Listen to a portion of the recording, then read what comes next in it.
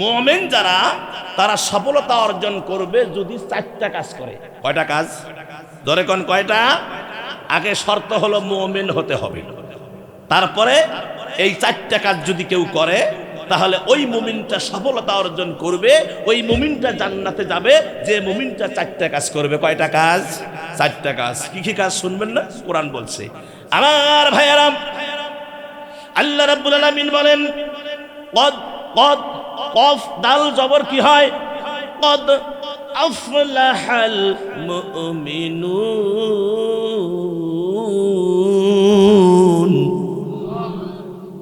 মুমিনরাই সফল কাম, তারাই জান্নাতি, তারাই পার পেয়ে যাবে। ওই মুমিন কোন মুমিন? আল্লাযীনা হুম ফি সালাতিহিম খাশিউন। যারা, তাহলে এক নাম্বার সফলতা অর্জন করার এক নাম্বার বিষয় হলো কদ আফলাহাল মুমিনুন আল্লাযীনা হুম ফি সালাতিহিম খাশিউন। যারা তাদের নামাজের মধ্যে বিনয়ী এবং নম্র, তারা সফলতা অর্জন করবে, তারা আল্লাহর জান্নাতে যাবে। জোরে কোন সুবহানাল্লাহ। এটা নর হোক কিংবা নারী হোক। এ মুসলমানেরা, ইতিহাস থেকে আপনি শিক্ষা গ্রহণ করেন। প্রিয় নবী মুহাম্মদ রাসূলুল্লাহ সাল্লাল্লাহু আলাইহি ওয়াসাল্লাম তিনি অন্তিম সময় যেদিন চলে যান, এই পৃথিবী ছেড়ে ইন্তেকাল, উম্মতকে কান্নার সাগরে ভাসিয়ে সাহাবাদারকে ইতিম বানায়া নবী যেদিন চলে যান, আমার ভাইয়েরা, আম্মা জান আয়েশা সিদ্দিকা রাদিয়াল্লাহু তাআলা আনহা নবীজির পার্শ্বে দাঁড়িয়ে আছেন, বসে আছেন, নবীজির খেদমত করতেছেন। নবীজি খেদমত করতেছেন। নবীজি আয়েশাকে বলে, আয়েশা আমার ইন্তেকালের পর একটা খবর তুমি জানায়া দিও। আয়েশা বলে, বলুন ইয়া নবী আল্লাহ। আল্লাহর নবী যখন বললেন, আয়েশা শোনো, আমি অন্তিম সময়ে আমার কলিজার টুকরা মেয়ের চিন্তা আমার মেমোরিতে নাই, আমার সাহাবীদের চিন্তা নাই, বিধায় আল্লাহ রাব্বুল আলামিন হাবিব অন্তিম সময় মেয়ের কথা বললেন না, ছেলের আপনার কি বলে স্ত্রীদের কথা বললেন না, জামাইয়ের কথা বললেন না, কলিজার টুকরা নাতিদের কথা বললেন না, কোন সাহাবীর কথা বললেন না। আল্লাহর নবী যে কথাটা অন্তিম সময় মৃত্যুর আগে শেষ যে কথাটা, সেটা হলো, ও আমার উম্মতেরা, নামাজ নামাজ নামাজ নামাজ, সালাত সালাত, ও আমার উম্মতেরা সালাত। তাহলে গুরুত্ব আছে না নাই? কতখানি গুরুত্ব আছে না নাই? কেন গুরুত্ব দিয়েছেন? এই নামাজ যদি কোনো উম্মত পড়ে, নামাজ যদি কোনো আল্লাহর বান্দা পড়ে, ইন্নাস সালাতা তানহা আনিল ফাহশাই ওয়াল মুনকার, নিশ্চয়ই নামাজ তামাম খারাপের থেকে, চোরকে ডাকাতকে আল্লাহ ওয়ালা বানিয়ে দিতে পারে। কত চোর আজকে নামাজি হয়ে গেছে, কত মাস্তান গুন্ডা যাদের ভয়ে সমাজ কাঁপত, আজ তারা আল্লাহওয়ালা, টুপিওয়ালা, জুব্বাওয়ালা হয়ে গেছে, দাড়িওয়ালা হয়ে গেছে। সুবহানাল্লাহ কয় না? কি সমাজে নাই? সমাজে নাই? সমাজে অনেক এক সময় সন্ত্রাস ছিল, এক সময় আবার ভাইয়েরা তাদের রাস্তা দিয়ে হাঁটলে রাস্তা কাঁপতো, মানুষ কাঁপতো, থরথর করে, ওরে বাবা আসিতেছে। আজ তারা কি ইসলামের ছায়াতলে এসে নামাজ শুরু করে দিয়ে সমস্ত বাদ দিয়ে এখন আল্লাহওয়ালা হয়ে গেছে। উমরকে দেখেন, হযরত উমর রাস্তায় হাঁটলে আমার ভাইয়েরা কাফেরের অন্যান্য যোদ্ধারা থরথরকে কাঁপতো যে উমর আসতেছে। ইসলাম কবুলের পরে ওমরকে যদি শয়তান যে রাস্তায় দেখতো ওমর যাচ্ছে, যে রাস্তা দিয়ে ওমর হাঁটে, শয়তান ভুলে ও 40 দিন ওই রাস্তায় কদম রাখে না। কথা কয় না কে? কথা কয় না কে? হ্যাঁ, যে উমর ইসলাম কবুল করার পরে সর্বপ্রথম প্রিয় নবীর হাতে হাত দিয়ে কলেমা পড়ার পরে সর্বপ্রথম যে কথা নবীজিকে বললেন, ইয়া নবী আল্লাহ, ইসলাম কি সত্য কয়? হ। আল্লাহ কি সত্য কয়? হ। আপনি কি সত্য কয়? হ। ওগো আল্লাহর নবী, সব যদি সত্য হয় আমরা কেন কাফেরদেরকে ভয় করব? নবী গো, আমার সাথে চলুন, আমি নিজেই কাবার চাতালে গিয়ে আজান দিব, জামাতবদ্ধ হয়ে নামাজ আদায় করব। সুবহানাল্লাহ। হ্যাঁ, হযরত ওমর কাবার চাতালে আসলেন প্রিয় নবী এবং অন্যান্য সাথীরা সাথে। হযরত ওমর দীপ্ত কণ্ঠে উচ্চ স্বরে আওয়াজ দিলেন, এই আবু জেহেল আর গোষ্ঠীরা শোন, আমি ওমর বলছি, গেছিলাম মাথা নেওয়ার জন্য, কিন্তু মাথা নেই নাই, আমার মাথাটা ইসলামের জন্য নিবেদিত করে দিয়েছি। কোন বেটা যদি সাহস থাকে বুকে, যদি মায়ের বুক খালি করতে চাও, স্ত্রীকে বিধবা করতে চাও, সন্তানকে ইতিম করতে চাও, আমি ওমর আজান দিচ্ছি, আমাকে বাধা দাও। সেদিন দর্শকের ভূমিকা পালন করেছে কাফেরের বাচ্চারা, ওমরের সামনে হাজির হতে পারে নাই, প্রতিবাদ গড়ে তুলতে পারে নাই। হযরত ওমর আজান দিলেন, প্রিয় নবী নামাজ শুরু করলেন, কাতারবদ্ধ হয়ে জামাতবদ্ধ হয়ে কাবা শরীফের চাতালে নামাজ শুরু হয়ে গেল। চিৎকার মেরে বলেন সুবহানাল্লাহ। আমার সম্মানিত ভাইয়ের, বিধায় নামাজ, নামাজ ছাড়া যাবে না। যাবে নাকি? আল্লাহর নবী মুহাম্মদ রাসূলুল্লাহ সাল্লাল্লাহু আলাইহি ওয়াসাল্লাম আয়েশার গৃহে ছিলেন। জ্বরটা বেড়ে গেছে, নবীজি তন্দ্রা মানে আবার বেহুশ হয়ে গেছেন। হুজুরের তন্দ্রা, হুজুর বেহুশ হয়ে গেছেন, হুশ নাই। হুশ যখন হলো, নবীজি চক্ষু খুলে আস্তে আস্তে তিরপিত করে চোখ খুলে বললেন, আয়েশা, এখন কোন পিরিয়ড চলে রে আয়েশা? বললেন, এ নবী আল্লাহ, ঈশান নামাজের সময় পার হয়ে যায় বলে সাহাবায়ে কেরাম আমার বাবার ইমামতিতে নামাজ শুরু করে দিয়েছে। নবীজি বললেন, আয়েশা, আমার একটু ছায়া ধরো, আর হুজরার পর্দাটা একটু সরে দাও, আমি জামাতের দৃশ্যটা দেখতে চাই। হযরত আয়েশা পর্দা খুলে দিলেন, আর নবীজিকে আস্তে করে উসায়া ধরে বুকের মধ্যে মাথাটা বসায়া নিলেন। নবীজি দৃশ্য দেখতেছেন মসজিদে নববীর আপনার জামাতের দৃশ্য। নবীজির দুই চোখের কোণা দিয়ে ঝরঝর করে পানি ঝরতে আছে। নবীজির এই অবস্থা দেখে আয়েশা বললেন, ইয়া নবী আল্লাহ, ও আমার প্রাণের স্বামী, আপনি অসুস্থ নবী গো, আপনি কাঁদবেন না গো নবী, আমার কলিজা ফেটে যায়। ইয়া নবী আল্লাহ, আপনি কাঁদবেন না। আল্লাহর নবী বলেন, ও আয়েশা, তুমি যে আমার চোখের পানি দেখতেছো, এটা আমার দুঃখের কান্না নয় রে আয়েশা, এটা আমার সুখের কান্না। আয়েশা, এটা আমার দুঃখের কান্না নয়, এটা আমার সুখের কান্না। তার কারণ, যে দৃশ্য আমি দেখলাম, আমার সাহাবারা কাতারবদ্ধ হয়ে জামাত আদায় করতেছে, আমি যে দৃশ্য দেখলাম, ও আয়েশা, এই দৃশ্য দেখার জন্য আমি উহুদের ময়দানে দান্দান মোবারক শহীদ করেছি। উহুদের ময়দানে আমার মাথার ভিতরে হেলমেট ভেঙে কড়া ঢুকেছিল, মগজে বসে গিয়েছিল। তায়েফের ময়দানে কাফের বেঈমান মুশরিকরা আমাকে বৃষ্টির মতো পাথর নিক্ষেপ করেছে, আমাকে কাবা শরীফের চাতালে সিজদায় চলে গিয়েছিলাম।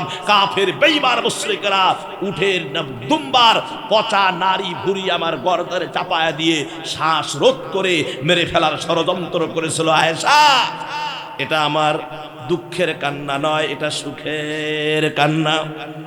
এ আয়েশা, আমি নবী তৃপ্তি পাইলাম, আমার অ্যাবসেন্সে আমি তো চলে যাব, আমার সাহাবারা, গোটা বিশ্বের মুসলমানেরা কাতারবদ্ধ হয়ে জামাতের সাথে নামাজ আদায় করবে। আমি ওই দৃশ্য দেখে আমি আনন্দে অশ্রু আমার আনন্দ অশ্রু আমার ঝরতেছে। আয়েশা, দুঃখের কান্না নয়, এটা হলো আমার সুখের কান্না। আল্লাহু আকবার, আল্লাহু আকবার। আমার ভাইয়েরা, হুজুর যখন তায়েফের ময়দানে যান, কি দৃশ্য, করুণ দৃশ্য। আজকে আপনি মনে করছেন মসজিদে বসে মিষ্টি খাবেন? দেন মহব্বত খার মা বোনেরা, ভাইয়েরা, জবাব দেন। কেন আমার নবীকে আঘাতে আঘাতে জর্জরিত করা হলো? নবীজি তায়েফের ময়দানে যায়েদকে নিয়ে গেছেন, আর কাফেরের বাচ্চারা ছোট ছোট বালকদেরকে রসুলের পিছনে, এই পাগল আসছে মক্কা থেকে, পিটাও। ছোট ছোট বাচ্চারা পাথর নিয়ে রসুলের পিছনে বৃষ্টির মতো পাথর নিক্ষেপ করা শুরু করে দিল। হুজুরের দেহটা চাইলের মতো ছিদ্র হয়ে গেল। হযরতে আম্মা জান আয়েশা সিদ্দিকা রাদিয়াল্লাহু তাআলা আনহা হুজুরকে গোসল করাচ্ছেন। হুজুর যখন জামা মোবারক খুললেন, আহা, আমার দয়ার নবী, কলিজার টুকরা নবী আমার, যখন জামা মোবারক খুললেন, আয়েশা বললেন, নবী গো, আপনার কি ছোট্টবেলায় বসন্ত রোগ হয়েছিল? আপনার দেহে এত কালো কালো দাগ ফেটে ফেটে গেছে, এত ছিদ্র দেখা যায়? নবীজি বলেন, আয়েশা, এটা বসন্তের দাগ নয় রে আয়েশা, এটা রোগের দাগ নয়। ও আয়েশা, আমি ইসলামের দাওয়াত নিয়ে মক্কা থেকে যখন তায়েফের ময়দানে গেছি, বলেছি, ও আমার তায়েফটা হলো নানির দেশ। এ আমার ভাইয়েরা, এ আল্লাহর বান্দারা, তোমরা সকলে পড়ো লা ইলাহা ইল্লাল্লাহু মুহাম্মাদুর রাসূলুল্লাহ। যখন এই কালেমার দাওয়াত দিয়েছি, আমাকে তারা বৃষ্টির মতো পাথর নিক্ষেপ করেছে, আমার দেহটা ফেটে গেছে। আয়েশা, রক্ত ঝরে ঝরে আমার চামড়ার জুতা এমন ভাবে চাপ লেগেছে, জুতা খোলে না। হ্যাঁ, আপনি চকলেট খেয়ে ইসলাম প্রচার করবেন, কি সুবিধা! মুনাফিক আর কাফেরের বিরুদ্ধে, মুশরিকদের বিরুদ্ধে আমার আল্লাহ জিহাদ করতে আমার রাসূলকে বলেছেন। দলিল দেন সূরা তাওবা। হাবেশ সাহেব এখানে কেউ আছেন নাকি? হাবেশ সাহেব কে আছে? না, এখানে সূরা তাওবা ৭৩ নম্বর আয়াত। কি সূরার নাম কি জোরে কোন? সূরাতুত তাওবা ৭৩ নম্বর আয়াত। আল্লাহ বলছেন, কি বললেন? ইয়া আইয়ুহান নাবিয়্যু জাহিদিল কুফারা ওয়াল মুনাফিকিনা অগলুদ আলাইহিম ওয়া ঝটকা হবে, ওয়া মাআওয়াহুম জাহান্নাম ওয়া বিসাল মাসীর।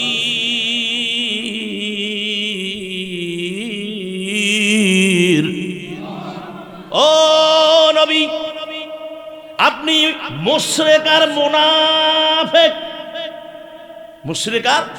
মুনাফিক যারা আছে তাদের বিরুদ্ধে আপনি জাহিদিল কুফার ওয়াল মুনাফিক, তাদের বিরুদ্ধে আপনি যুদ্ধ ঘোষণা করুন। তাদের ঠিকানা হলো জাহান্নাম। তাদের ঠিকানা কোথায়? জাহান্নাম। যারা বলে নিজে বাঁচলে বাপের নাম, এরা হচ্ছে টাটকা মুনাফিক। যারা বলে নিজে বাঁচলে বাপের নাম, এরা কি মুনাফিক? এরা হচ্ছে টাটকা মুনাফিক। মুনাফিকের তিনটা চিহ্ন। কয়টা চিহ্ন? তিনটা। কথা বলে মিথ্যা বলে, ওয়াদা দিলে বরখেলাপ করে, আমানতের খেয়ানত করে। আমার ভাইয়েরা, ওয়াদা দিলে বরখেলাপ করে মানে কি? আল্লাহর কাছে ওয়াদা দিয়েছে যে আল্লাহ, দুনিয়ায় গিয়ে তোমার আইন কানুন সব মেনে ঠিকঠাক মতো চলে আসবো।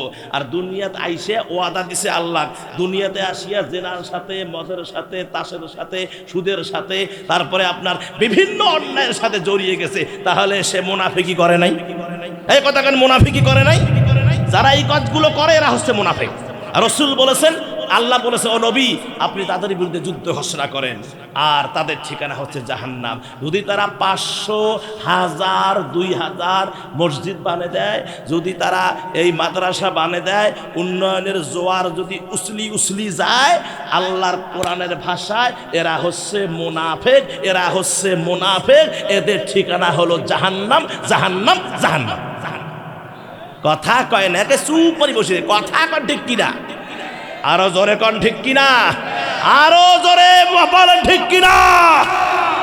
আমার ভাইয়েরা, ২ নম্বরে আসেন শর্ট কথা, ওয়াল্লাযীনা হুম আনিল লাগবি মুরিদুন। ওয়াল্লাযীনা হুম আনিল লাগবি মুরিদুন। আল্লাহ বলেছেন, অনর্থক কথা থেকে যারা বিরত থাকে, আমার আল্লাহ বলেছেন, অনর্থক কথা থেকে যারা বাসাল নয়, বুঝে সুঝে কথা কয়, এরা জান্নাতে যাবে, এরাই সফল কাজ। ৩ নম্বরে আল্লাহ রাব্বুল আলামিন বলেছেন, ওয়াল্লাযীনা হুম লিয-যাকাতি ফাইলুন। যারা যাকাত দানে সক্রিয়। কি দানে? জোরে কোন? যাকাত। যাদের উপর যাকাত ফরজ। আমি আমার স্যারকে দেখেছি, যখন তিনি আমাদের মসজিদে আসেন, আমি দেখেছি আমাকে সহ আমাদেরকে যে টাকা পয়সা তিনি ব্যক্তিগতভাবে দেন, আমার একটা প্রতিষ্ঠান আছে, প্রত্যেক বছরে স্যার অনেক সেখানে সহযোগিতা করেন। আমি দেখেছি গরিব দুঃখীদেরকে স্যার পকেট থেকে চকচকা 500 টাকার নোট, 1000 টাকার নোট বাহির করে করে করে করে গরিবদেরকে দিয়ে দেন, আত্মীয় স্বজনকে দিয়ে দেন। যারা পেয়েছেন তারা তো জানেন আমার ভাইয়েরা, আমি দেখেছি স্যারের অবস্থাটা, দান খয়রাত তিনি বেশি বেশি করেন। এ মুসলমানেরা, আল্লাহর নবী বলেছেন, আমার আল্লাহ বলেছেন, যাকাত দানে যারা সক্রিয়, যারা যাকাত ঠিকঠাক ভাবে দেয়, আমার আল্লাহ বলেছেন তারা জান্নাতে চলে যাবে। কোথায় যাবে? জান্নাতে। আমাদের বাংলাদেশে যারা যাকাত দেয় এখন তারাই যাকাত খায় অধিকাংশ। কথা কন না কেন? হ্যাঁ, তারাই যাকাত খায়। আপনাদের বাবু মহব্বত খা, এই মহব্বত খার মনে করেন একজন বিধবা মানুষের নামে শেখ হাসিনা 10,000 টাকা দিচ্ছে। কয় হাজার? 10,000 টাকা দিচ্ছে। এখন ওই টাকা বিল পাস হইতে হইতে হইতে হইতে চেয়ারম্যানের চেম্বার পর্যন্ত ফাইল আসছে, টাকা আসছে 3,000, বাকি 7,000 রাস্তাতে নাই। কথা কয় না? আরো জোরে কয় না? এখন চেয়ারম্যান খবর দিয়েছে, চৌকিদার কোথায়? মেম্বার সাহেব, ওই আম্বিয়া যা খবর দিয়ে আসো, টাকা আসছে, শেখ হাসিনা টাকা পাঠিয়ে দিচ্ছে। কয় আচ্ছা ঠিক আছে। এখন চৌকিদার মেম্বার যদি আইসে, একটা মান সম্মান আছে না, চৌকিদারক পাঠাইছে, চৌকিদার গেছে। এখন চৌকিদার যা কয়, বুড়ি টাকা আসছে, বুড়ি খুশি। চৌকিদারের কোন কি টাকা আসছে? কয় হয় টাকা পাইলে মোক কিছু দেন। চৌকিদারে কইছে কিন্তু মোক কিছু দেন। তাহলে টাকা আসছে কত? 3,000 ছিল কত? 10,000, রাস্তায় নাই কত? 7,000, আসছে কত? 5,000। এখন মেম্বার বুড়ির দেখা পায়, টাকা তো বলি যাস, এটা তো মোরে কারণে তুই পাবার লাগছিস, টাকা বলি যাস, কি করবো? কয় তোমাকে আমি কিছু দেই মেলা। চেয়ারম্যানের চেম্বারে ঢুকছে, চেয়ারম্যান খালি মুখের দিকে দেখে, বুড়ি টাকা আসছে, কি হইবে? টাকা যায় আমি আনলাম, এত ফাইল পাস করা করি, এখানে ওখানে অনেক ভেজাল। কয় আমি হলো তোমাকে ওলা কিছু দিব ওলা। এখন দিবে কি? চেয়ারম্যানে 1,500 টাকা কাটিয়ে দিছে, নিয়ে দিছে কত? 1,500 দিছে। বাইরে বাইরে দেখে মেম্বার খালি সিগারেট টাইম ফটফট লাগছে। বুড়ি ওখান থেকে 500 টাকা বের করে মেম্বারে হাতত দিচ্ছে। এখন চৌকিদার ওই যদি ফটফটায় সেনার গোল সিগারেট টাঙাইছে, কি বুড়ি টাকা পাইছেন? কি হইবে? তোমরাও 500 নাও। থাকে কত? 500 থাকে। একটা মানে হাত নাই পা নাই একটা ফকির দেন বাবা আল্লাহ নবীজির নাম, দয়া করি দেন আল্লাহ নবীজির নাম। আমাদের এলাকায় এক লোক কানা, ওই স্কুলের সামনে বসে, তখন সুদ দিয়ে কয় শিকি আদলি দিয়া, আগে তো শিকি আদলি আসলো, 5 পাই 10 পাই শিকি আদলি কয় না, এখনো কইতেছে আশি আদলি দিয়া শিকি নিয়া জান বাবা গো, ওরে আল্লাহ ওই যে বাবা। কোন মান কেউ দিয়ে চাংলা শিখি দিয়েছে, এইভাবে করলে জীবনে বসে বান্ধব। এখন ক যে শিকি দিয়া আদলি নিয়া জান বাবা গো, ওরে আল্লাহ। এখন ওই করে যে শিকি দিয়া আদলি নিয়া, মানে শিকি দিয়ে 25 পয়সা দিয়ে আটানা নিয়ে যাও, এই সুদ দিয়ে কবার নিচ্ছে। তার লোকে কয় এরা মানুষ নাকি? তাহলে শিকি দিয়ে যে আদলি নেয়, সন্ধ্যা হইতে পয়সাই থাকবেন নাই। এখন কইতেছে এটা কি কোস? আমি তো আগে কইছিলাম আদলি দিয়া শিকি নিয়া জান বাবা গো। কোন চাংরা আসি আমাকে আমার ভুল হয়েছে, ও আমাকে শিখি দিছে যে শিকি দিয়া আদলি নিয়া জান বাবা গো, ওরে আল্লাহ। ওই ফকির ওইভাবে ওষুধ দিয়ে দিয়ে কওছে। আমার ভাইয়েরা, এখন বুড়ির হয়েছে মায়া, আছে কত? 500-এর মধ্যে ওই ন্যাংরাক দিছে 200, থাকে কত?